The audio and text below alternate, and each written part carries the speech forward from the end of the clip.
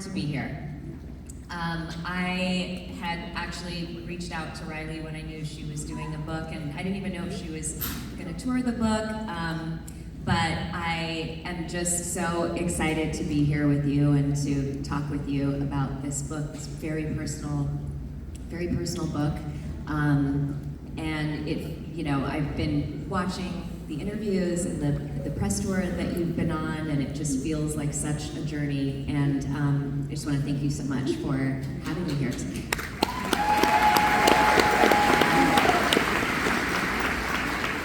Well, thank you for flying to Memphis. I'm excited. It's my first time in Memphis. I'm very excited.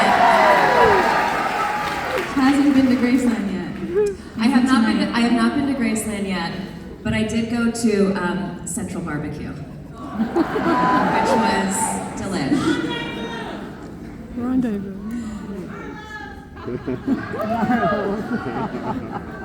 Okay, what? Oh, well, here we go. Yes, here we go. So, Riley, the biggest thing that I took away from this book is that you have a level of empathy for your mother that I have rarely seen in a relationship between a child and their parent, a sense of care and protection. And after reading the book, it was so clear to me why she asked you to write the book with her. Going into this book, every chapter, weaving through her stories and yours, I felt more and more emotional coming back to that same thought. And I really feel you holding her hand throughout the book. And it creates a tone while you're reading the book of extreme delicateness. I can feel the care and protection that you have for your mother throughout this book. And it's really unlike any book I've ever read. So I just wanted to say that to you first. Well, that was beautiful, and you should also write a book. Okay, well, I want to talk about the title. The title of this book is so evocative, and I was wondering if you could share what it means and how the title came to be.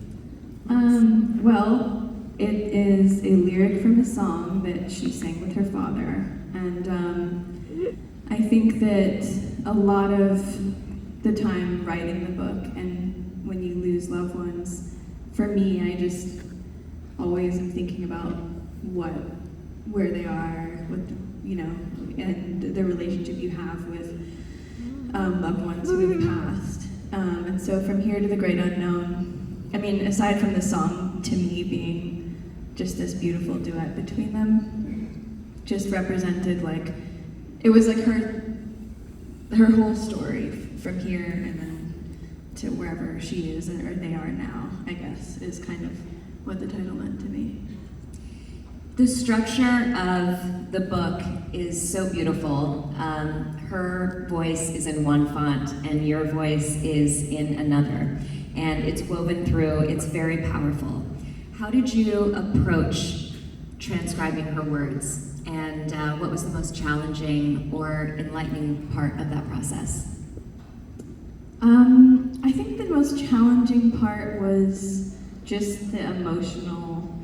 It was very emotional, so I would kind of do a little bit and then stop, and it would get a little bit overwhelming. And I think that there were moments where I kind of was thinking, why am I doing this? Because it's hard. But I just felt like I had to, kind of, because it was something she wanted. And the reason my voice is in there is just because there were these parts of her life that she didn't get to yet on the tapes. So I don't think that it would have made sense for there just to be these big holes in the story. So the only way I could think of completing it is if I, took over those parts of her life. Would you have finished it for her if she hadn't asked you to do it while she was still here? I think so. Yeah, I think I would have. Because I did feel when she was writing her book, like it was something that I wanted for her, because I felt like I felt so privileged to know her, and I just thought if anyone could see the version of her that I got to see, that that would be, I don't know, I just wanted that for other people, I think. I can definitely feel that because, and I think it's really nice because there are many moments throughout the book where she's very, I mean, the whole book is so raw and she's being very honest and possibly a little bit hard on herself. And it was really nice to see at moments where you come in and, for example, when she talks about her parenting and talks about, you know, struggles that she had within parenting, and then to right away read your perspective and you say, I actually had a wonderful childhood. We had, just such a really great childhood, being in Hidden Hills, being with my brother, and, just painting a picture of just a very joyous life.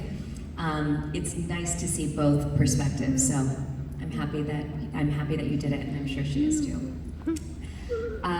In what ways do you feel responsible for carrying on the legacy for those who came before you? And how do you integrate those values and achievements into your own life?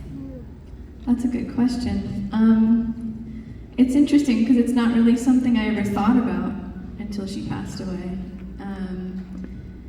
Because she was the one in our family, her and my grandmother, who primarily kind of represented our family, and it was just always that way my whole life. So I never considered that until I woke up and then was in this position, Did it feel like something, you were like, okay, now I have to get into the zone, or did it feel like there was something bigger than you out there that was like, pass the torch and this is what I have to do? I think that I would probably say that behind the scenes, the importance of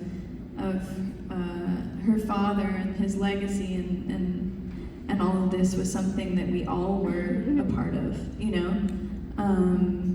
and whether that was what was going on at Graceland or whatever it was, we were always included in those conversations, my siblings and I. And it was something that was really important to all of us, and to her, and her relationship to her father and his legacy and his fans was extremely important to her and to my family, So really what I just try and do is honor what, she did and my grandmother did, and I don't know, it's more instinctual because I think there's just a inherent love that I grew up around, I suppose. When both you and your mother talk about Graceland, I do feel a connection to it in different ways. I don't know if it was you or her that said it, but you talk about the smell of the South. And I know that well. Both of my parents are from Alabama. My mom is from Burton, Alabama. My dad is from Tuskegee. And I grew up in LA. And even though I'm from California, when I go to Alabama, there is something about it that feels like home to me. That when you talk about that deep South smell, I'm like, I know it. And it just feels like home, even though I haven't, that was not my childhood at all. And you talk about something similar in that even though you're not from Memphis, you feel your ancestors through the home. And you say that you have a nostalgia for something that I have never lived. Do you think your family's importance of conserving things and keeping Graceland alive helped you feel this way and helped you feel connected to the South? I think so, and I also think that my mom's connection probably informed our connection to being in the South. And I don't know, it's also maybe just in your blood, literally. And I think that that's very real, and I feel very connected to, I've always really been interested in my heritage, beyond Elvis, all of it, and felt connected to different, I don't know, I guess I think it's just maybe a genetic memory or something, but I do feel I always have felt very connected here, and to the whole South, but Tennessee in particular. Do your younger sisters feel the same way? I think so. When they were little, they used to I think that my mom, when they would come here, would let them kind of run free on golf carts, and so I don't know if their experience was just... She wanted them to feel what she felt. I don't know if they wanted to come here because they had that freedom, or if they felt connected to the South, but they definitely wanted to go to Graceland. When your mother talks about her childhood at Graceland, she throughout the story consistently talks about finding intimate spaces. She talks about her favorite part of the house being upstairs because no one could go up there besides her and her dad. And she says when visiting hours were over, we would go downstairs, and her stories become a picture of what I think of as Graceland after hours. Did you see that in her? Did you see her a constant need of her searching for intimacy? At Graceland or in her life? In her overall life. Like in the way that she had to find it in her home, in her childhood home growing up. Did you, as her daughter, experience that behavior in her as an adult, finding places where she just could be intimate and private? Yeah, but she also she liked having people around, we grew up with a lot of people around all the time, and I think that's how she grew up. She had a lot of people in the house with her, and I think that was comforting to her, so she kind of recreated that for us, and I think she also tried to recreate a version of Graceland in California for us. We had golf carts and land and lots of people, and I think that she wanted to bring that experience to us in California and have our childhoods be similar to what she had. I want to talk a little bit about something that I picked up on, in that I connected with her trying to find her own identity when one was already created for her, and how challenging that probably was for her. It can feel royal in nature, where there's not only a need but an expectation to share and be open with every moment in your life, and also death. Did she ever struggle with this, and do you ever deal with that in your own life? With expectation? With having to define yourself when it feels like the world maybe feels like they know you already, or has already made you. I think that for her it was she definitely had a harder time with that, because she was on the cover of every magazine growing up, and there was just, the way those magazines were in the 90s were worse than they are now, and so I don't think there was ever a proper representation really of her. I think that she also didn't really like doing press, very much. She didn't like attention on her, but she was very truthful. So it's funny, because I think when you watch an interview with her, she's herself. You get a sense of her, because she was never not herself, even, which is pretty unique. I think that a lot of the time, celebrities kind of have a persona, and then they're a little bit different. But she didn't really. She was incapable of not being entirely herself all the time. So I do think when you watch interviews with her, that is her. You're getting all of it, which was an incredible quality. But definitely, I don't think that a lot of people in the world took the time to go watch them and go, who is this person? So I think that was hard for her, definitely. Yeah, I felt that. I felt that in her writing. It felt like she almost had to live up to this archetype. So what for her, I don't know. I could be guessing this, but it felt like she was like, well, what's the point? Everyone has already decided that I'm this person, and that I'm darling, and that, and so I was just wondering if that was a struggle for her. Both you and your mother bring up stories where Lisa Marie is wanting to be alone with her dad and her dad's music, especially after she passed. She told stories of her just wanting to be alone and be sitting in a room and wanting to just be just with her and her dad.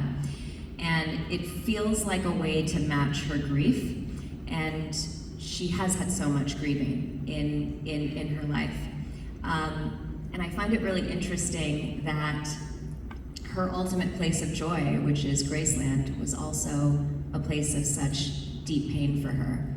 And I want to know how that was for you growing up there and weaving through that. Did you feel the ups and downs as you were going there? Like, were your experiences different one time than another time? I would say mostly, even though she did lose her father here, I think that she felt a sense of freedom here and actually closeness to him here. So I think this was a place for her to actually feel connected to her father. And so that was our experience, you know, and she would want to come and drive around on the golf carts and eat dinner in the house and go to her dad's room. And so I think it was, it's always been a place that's kind of emotionally complicated because there's so much joy and closeness, but also there's the loss as well. But I think that's the experience for a lot of people who come here. Your mother writes a lot about how she was worried about her father. And I think she was really an only child who saw everything. That's very similar to me. I was an only child. I was surrounded by adults, and I think that there is an experience in there where I think people think that kids don't hear anything or that they don't see anything, and you know, but they're a sponge. They are taking in everything. And there's a moment where she talks about how she wrote a letter down one night. She said, "I hope my daddy doesn't die." And I had this visual of this little girl running around wild in an adult world with people running around her and probably not even knowing that she's there. But she had this intuition that was well beyond her years. Is that something that she talked to you about when you were growing up? She did. It's funny because I realized the other day when interviewers were kind of saying, like, what did you figure out about your mom in these tapes that you didn't already know? I was also going to ask you that, but now I won't. It's already been asked. So. Note to self. There's nothing I didn't know. And I find that a lot of people who were close to her knew it all too, because she was very open. Every story in this book, I would say, you know, all of us knew, you know, everything. And that was one of the things that we kind of just grew up hearing about, is that she was worried about him. She always felt worried about him. And I think it was because, you know, there were some times where she came in and would see him kind of, you know, not able to stand very well or was having a hard time. And I think that children are really perceptive and sensitive, and she was always very intuitive her whole life. So I can imagine when she was a kid that it was, you know, the same. And I think she just knew that something was, I don't know, not right. She wrote letters and would say to him, you know, "Daddy, don't die," kind of a thing. And I think, you know, it's in the book, but he would kind of say, that's not going to happen. But she definitely had a feeling. Yeah, I sense that just throughout her teens and adulthood, there was just a need to match her grief. So whether it was sitting alone listening to her dad's music or even dealing with her addiction, just a need to recognize that she was sad and have moments of being very, very sad. Something that was just for her. You can really sense that she had no one to talk to, because who could possibly know what that feels like except for her. And I know that she found comfort in all of Elvis's fans, but I sense that she felt isolated at the same time, and that she just wanted to sit in that. Did you feel that from your mom at certain points in her life? Definitely. I think that there was, in her life, there was always like a sense of loneliness because her experience was so unique and nobody could relate, to any of it. So I definitely could feel that she felt, she had a very specific and unique life that, was heartbreaking and quite lonely for her, I think, as a kid, because I think it was hard for her to make friends. I think that, she would say that kids would get competitive with her, and I don't know, I don't think she found like a lot of, I don't think she had a lot of close friends growing up. She definitely had like really meaningful relationships in her life and friendships and stuff as she got older, but I think that was always a struggle for her, feeling kind of lonely as a kid. I can pick up very quickly that her deepest pain was watching her father deal with his addiction, and especially around her. And then there were moments where she was under the influence around you guys, around you and your brother. And the book really goes into these patterns of our environment that we cannot shake. How did she process the cynical nature of addiction and struggle and just dealing with having moments of doing the things that made her the most sad? It's a strange thing, because I think that's something I was always saying to her. Like, you're doing the thing that made you sad. You were able to say that to her? I was able to say that to her. But I think that there was this thing where she would kind of sometimes go, well, my dad died and I'm 41, or I'm 42, or and it felt like she was kind of waiting to like live out his kind of like life in a way. His timeline. His like timeline. And I think that maybe she felt, I don't know, there was some kind of, I don't know the answer to that. I think that she felt that maybe his fate was her fate or something, I don't know, but there was this sense of like, well, my dad did this, and so she wouldn't say, well, so that I'm gonna do it, but it was more just, she would reference it a lot, what happened to him and how, I don't know, she was on her mind, I think.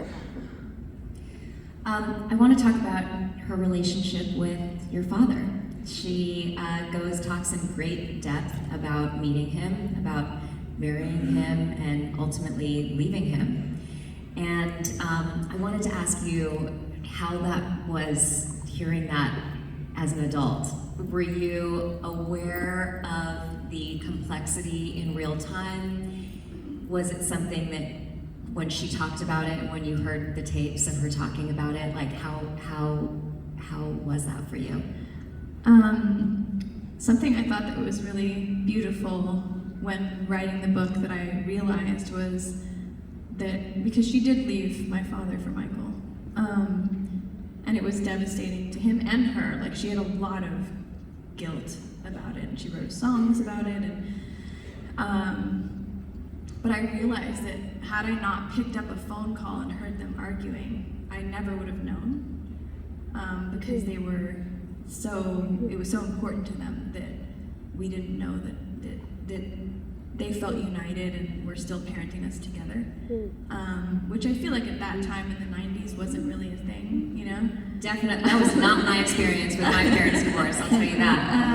And so I always felt very proud, like now there's like conscious uncoupling with like, and that was so good at getting divorced nowadays. Yeah, and that wasn't like, that wasn't the way in the 90s. There wasn't like therapists on Instagram and that kind of thing. So I always felt like very proud that I would have had no idea that there was any pain there had I not picked up that phone call and heard him feeling angry.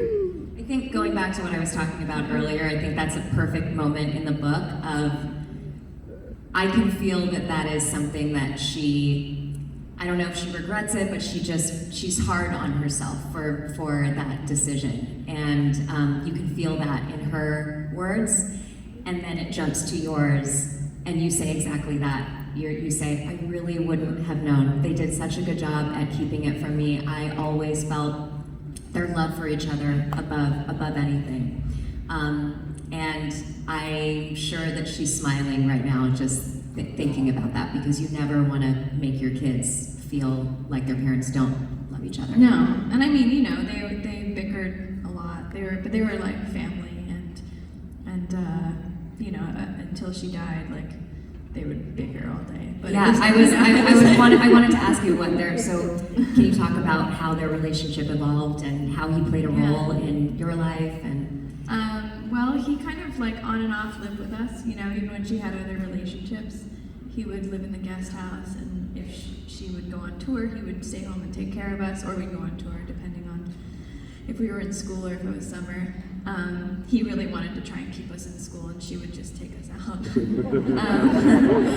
And she kind of always won those battles, and so, But they were really close. They were like best friends. They were like soulmates, but maybe like shouldn't have been married or something. I don't know. And they stayed together in the house. He was in her wedding. Like they were very close for a long time. And then he moved out. And then I don't know. He was everywhere all the time with us. And then when my brother passed, they moved in together. And they lived together until she died, platonically, as friends, and they'd fight all day. But it was very sweet. Yeah, you feel it. I mean, you feel very much that was something that was funny. Was your soulmate. When I was listening to the tapes, there were moments where she would be talking and doing the interviews, and she would go, I don't know, let me ask Danny. And then he'd wait, and then you'd hear Danny, and she'd be like, Danny?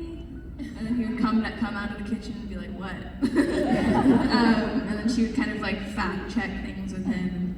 They would kind of argue over what happened, and so I got to hear all that on the tape, and it was very funny. Sweet, very sweet. This book is very much about grief and how you don't get over it. You have to move through it. I have a girlfriend of mine, her name is Cleo Wade. She is also a writer, and she writes about how we always want to just get over something. We want to get over it. How do we get over it? How do we get past it? And how you cannot get past it. You have to just move through it. And I cannot tell you how much I appreciate and see you for opening up this stage in the middle of your own grief. Losing your mother and your brother. I know that you are in the middle of your journey right now, and my heart is just with you. Thank you.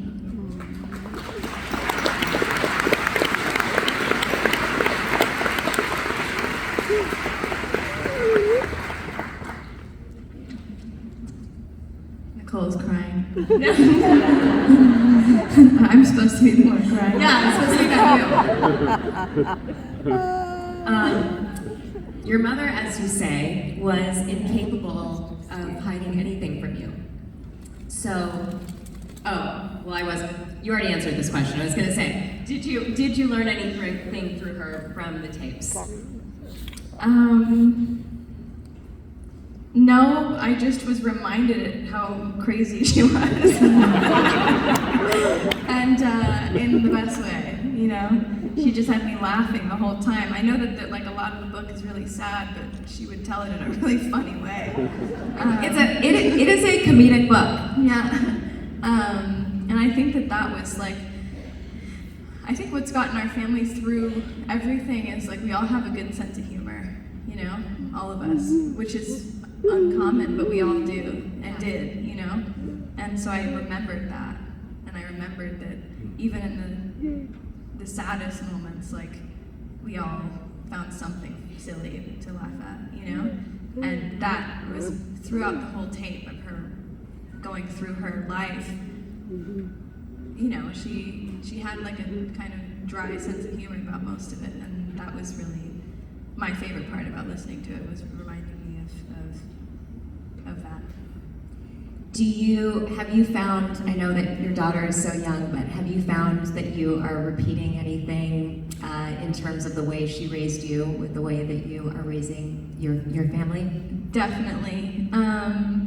It just kind of comes out of, I don't know if anyone else has had this experience, but like, it just kind of comes out of my mouth. Like, I don't even like think about it. It's just like the way that I talk to her is similar to the way she kind of talked to me. And I don't know if that's a Southern thing, if it's like It just comes out. Just comes out, Yeah. but it's definitely there. And then sometimes I'll hear her in my head being like, Riley, you know, clean, you know, wipe her face, and stuff like that. It'll just come into my mind. So it's really sweet, because I do hear her voice a lot when I'm parenting, and all kind of, you know, there's been a couple times where Tupelo's been sick, and I'll kind of hear her being like, she's fine, you know, this is normal, fever's normal. Like, I can hear her. It's really interesting. Yeah.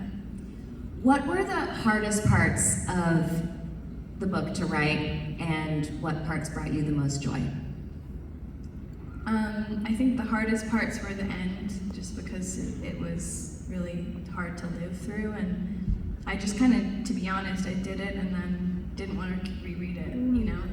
So that was hard when you're writing a book, because you have to go through it again, but I didn't really, like, once I got it down on the page, I didn't really want to go through and keep reading it, because it was like, you know, not something I want to relive over and over again. And I think the most fun part would probably be the first few chapters. I personally loved, you know, her and my dad meeting, because I just love their relationship so much. And he was such an important, like, person in her whole story, and he was there from the beginning until her very last moment here. And for me, that was such a powerful, like, love story, even though they weren't married, like, as friends, like, they were best friends. So kind of weaving that through line was probably what I found to be the most sacred, I think. Were there any parts of the book that helped you get any sort of closure? I don't know what closure is. You know, like, I think it's kind of, I just live in the moment with all these things, and I think that I don't think I can have closure, because it feels like, what, I don't know. I don't really understand closure, you know? In this context, anyway. What do you hope readers walk away with and understand about your mom from reading this book? I think that, like, our family, we're really normal, you know? I keep saying that, and people are like, ha ha. But I mean, like, within all the, you know, whatever crazy stuff, like, we were just a regular family who had fights and went through a lot together, but there was, like, such a deep, deep love that was so unique, that I see now. I have, you know, with my friends and their families and the relationship with their parents and their siblings, how unique and special our closeness was. And I hope that translates. And I also just, you know, people keep saying to me, like, you know, wow, your family is there's so much tragedy, and I'm kind of like, it's actually a very common story, a lot of this, you know. How many people here lost somebody that they love, you know? It's not like an uncommon experience. Everybody in here probably has, you know? So I think it was really to connect, and the reason she wanted to write her book was to share her story and connect with people and kind of say, you know, this is my loss and my addiction, and be open about that so that people didn't feel so alone in the world, you know? That is, I will tell you, as someone who read the book, that is exactly what I walk away with. There is so much sadness in the book, but it also is, it's a family story, and it's really beautiful, and you are laughing and crying and also just like watching a sitcom, just a good old-fashioned family sitcom at the same time. And it's a very warm book, you know, and I already told you this, I think my biggest takeaway is just the level of understanding, forgiveness, empathy you have for your parents. It's not something that everyone has with their parents. I know I don't. Do you want to talk about it? No, I'm good. Okay, I do. No. Speaking of family, Yeah, I don't. I think we need another chair because we have a surprise. Do we guest. have another chair?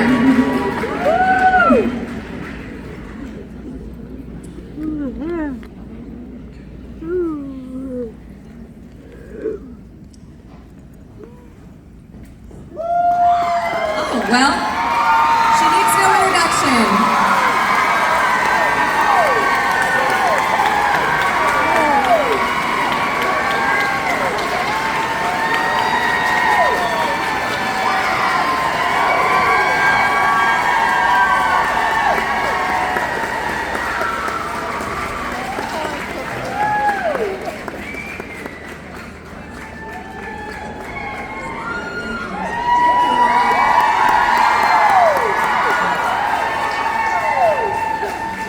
Thank you so much.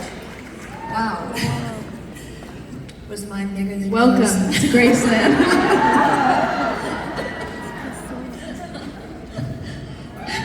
I was going to introduce you. I was waiting for the chair to come out, but you need no introduction. Everyone is so excited that you're here, and it's an honor for me to be able to sit here with you and interview you.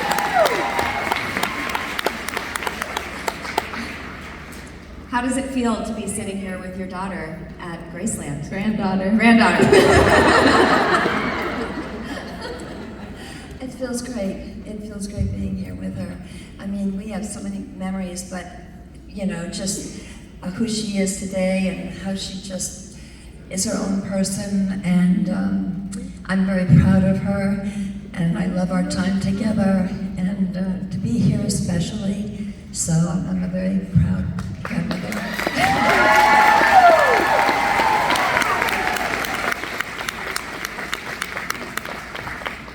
I would love to know about your first time coming to Graceland and what that experience was like.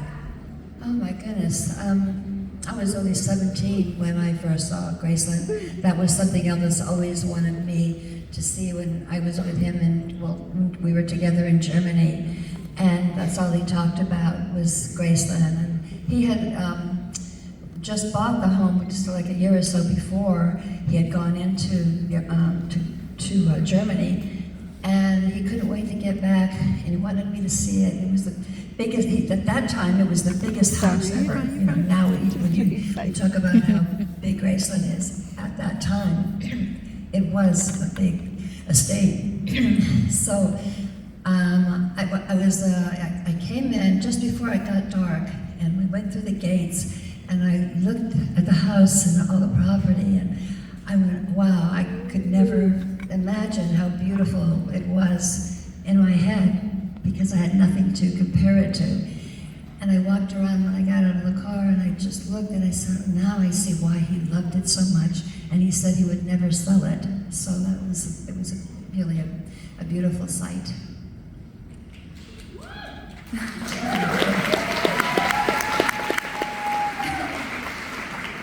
And speaking of stories, I would also love to hear some stories about Lisa Marie as a teenager, because she talks in depth about how wild she was. And I'm a mother of 2 teenagers, and my heart goes out to you. So I would love to hear her some stories. Say no more. That your heart went out to me. That says it all. Oh my gosh, Lisa. She was her own person, that's for sure. And she was a little spitfire. She was.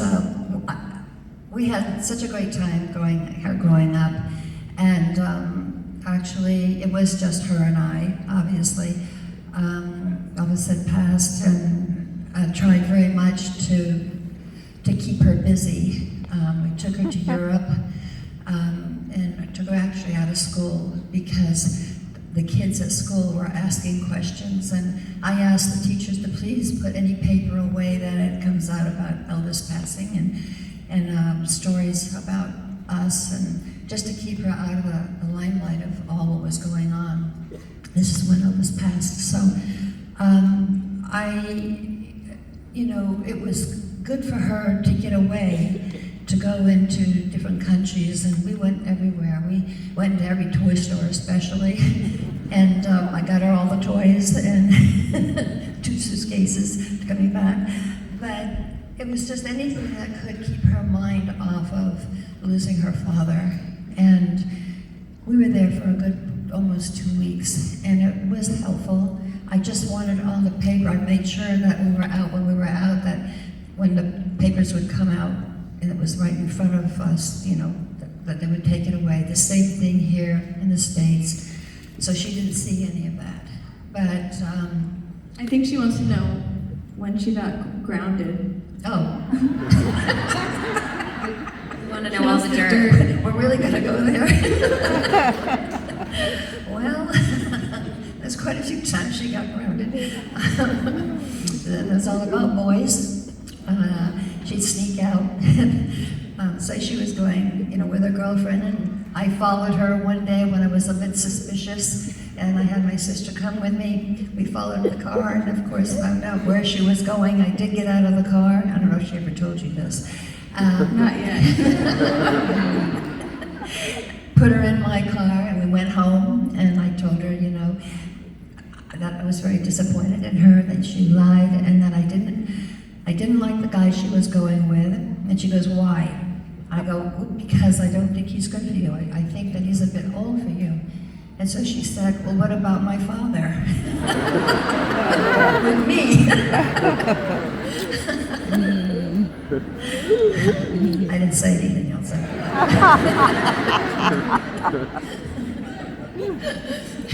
That's a good one.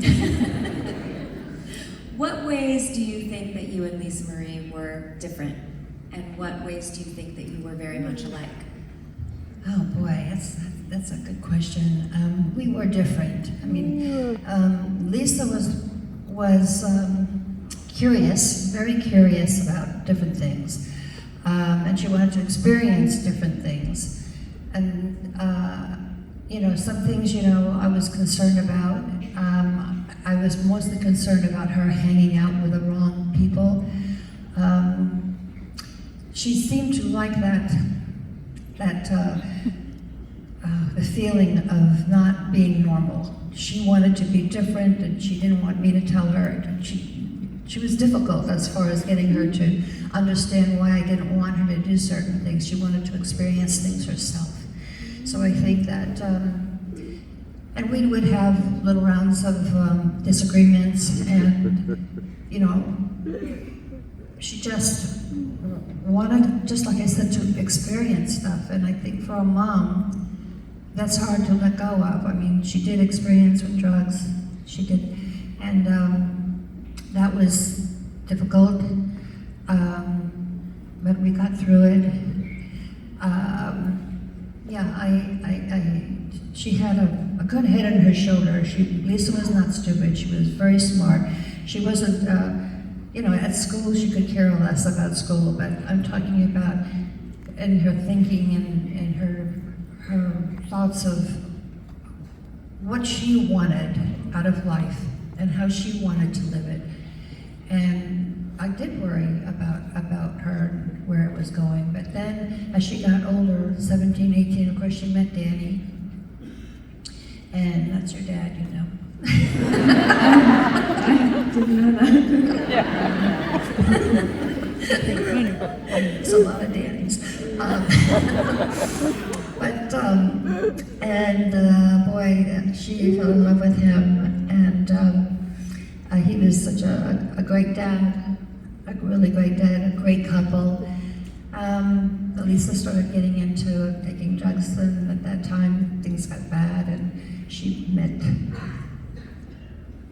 the you-know-who, Michael Jackson.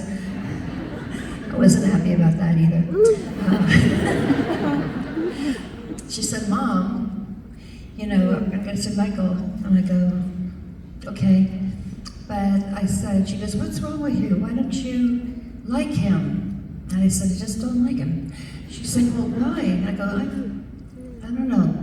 You know, all of a sudden you two meet, and then you tell me that he wants to get married, and I know he was a big Elvis fan. I knew why he wanted to marry her. Did I ever tell you this? No. Okay.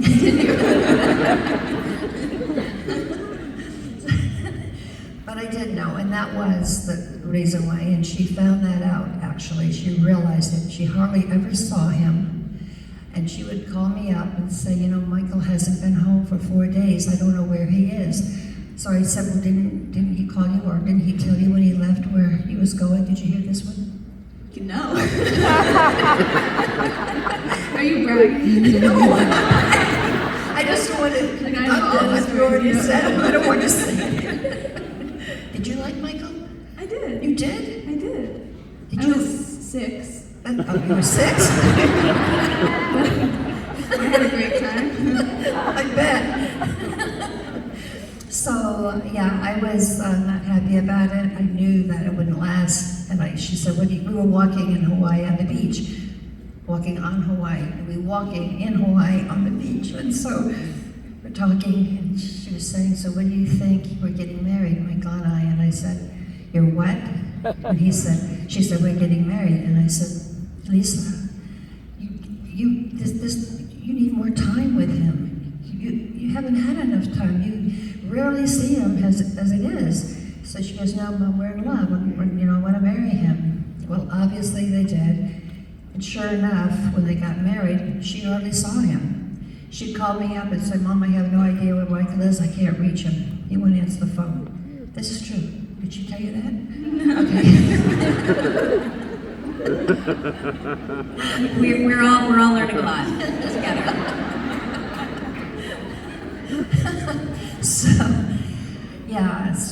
anyway, Lisa did find out, the fact that she couldn't find him, the fact that, he was a lot different than, who she expected him to be, and called me up one day and said, "Mom, you were right. I really want to get a divorce." And so I didn't want to rub it in, so I said, "Well, okay, do what you need to do." Yes! Yes! So that was number 2 we got rid of. So. What other boyfriends did you not like? Well, we won't go there. What were your favorite memories of Lisa here in Memphis? Oh my gosh, she loved coming here because I wasn't here. She wanted to come into Graceland, and sometimes I couldn't make it. But she didn't go to bed until like 3 o'clock or 4 o'clock in the morning. Delta, Elvis's aunt who lived at Graceland, her husband had died, so Elvis offered her to stay at Graceland. And she had, Lisa basically could do anything that she wanted. She didn't want to brush her teeth, she didn't brush her teeth. She didn't want to eat, she didn't have to eat. She wanted to eat something else, they'd go buy it. I mean, she ran Graceland. I would call her and say, or call Graceland and ask Delta, her aunt, so what's going on? Is Lisa in bed? Now I'm in California, and she said, well, she was supposed to go to bed. I go, but is she in bed? She goes, well, you know, she's, she's Lisa. So I said, Delta, she has to go to bed at 1 o'clock. 3 o'clock is way too late. She goes, well, damn, hell, she's not going to listen to me, you know that. I couldn't win for losing. So, she wrote the song Raven About You, which she talks about in the book. And She what? She wrote the song Raven About You, Yes. which she talks about in the book. What does that song mean to you? It means a lot. It really means a lot. When she had me listen to the song, it was very difficult because, it was such a beautiful song. And we've had our little ups and downs, and we always, work it out. But that song, touched me. Truly, it touched me. And it was her way of showing the love that she had for me.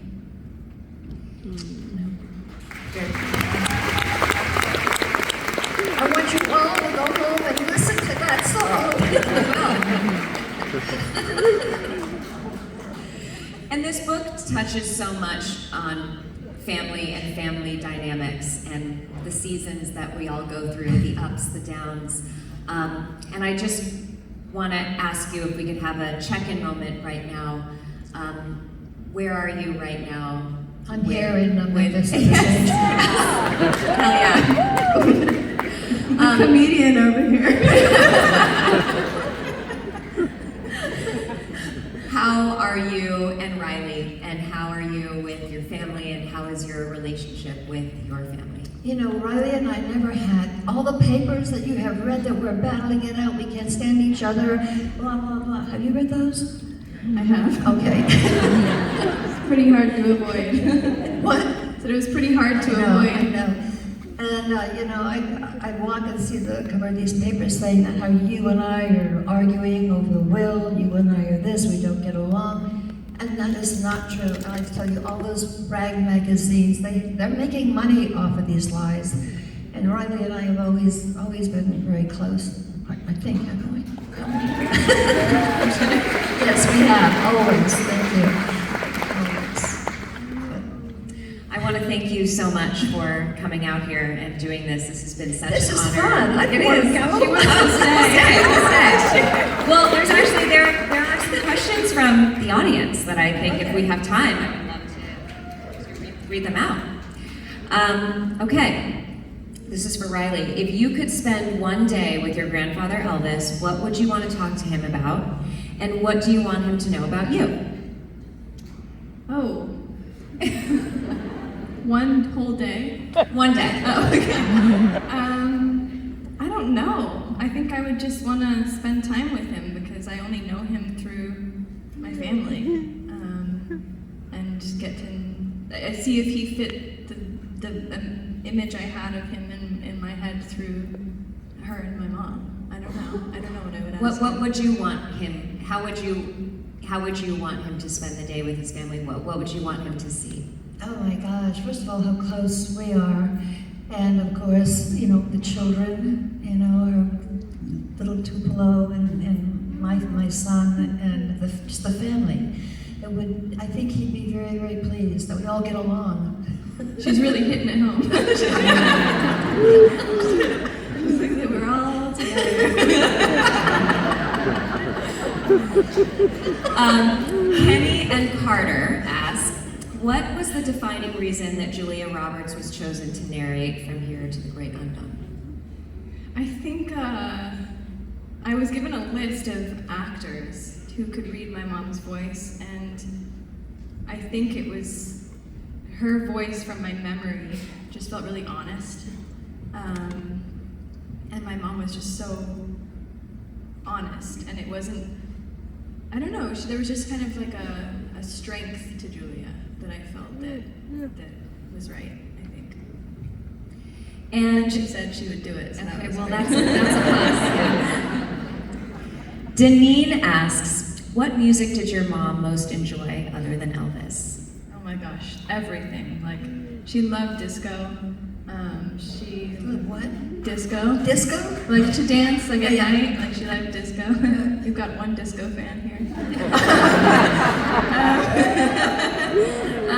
She loved.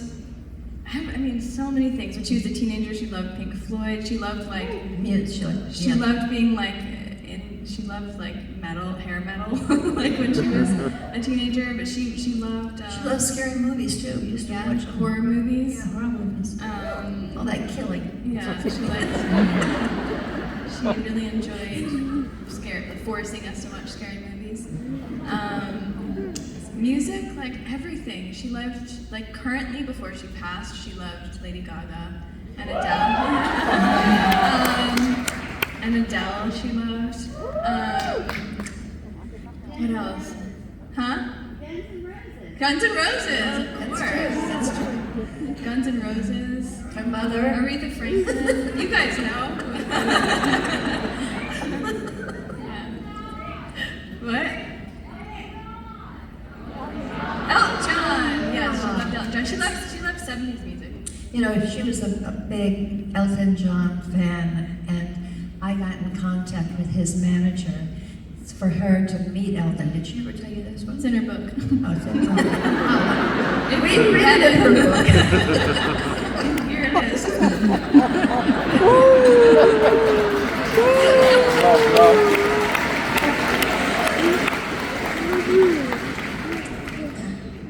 Continue. So we are, on that note, it is actually time to wrap this up, but I just want to give Priscilla we can stay. I can sing, I'm down, I'm very down to stay here. I just want to ask you before we exit this stage, is there anything, while we are sitting here talking about Lisa Marie, is there anything that you want the audience or anyone reading the book to really know about her? Yes, you know, Lisa can be tough at times, and she would show her strength, but she was so giving, so caring, loved people, and she, she was always trying to find herself and what she could do to help. She was always in her heart thinking, who she is. Yeah, she sang and had albums and all, but was there something else for her to do? Is there a plan for her? And she would have talked to me about it, and she'd say, Mom, I have all this fame, but I don't feel like I'm using it how I should use. And I said, well, you can do anything you want. And she goes, but I don't know what I want. I just want to reach out to people. That was how she had a big heart, right? She had a really big heart. And if anyone was in trouble, she's the first one to be there. She was a very loving person. Thank you. Thank you so much. Thank you both. Thank you all for coming. Thank you. Thank you.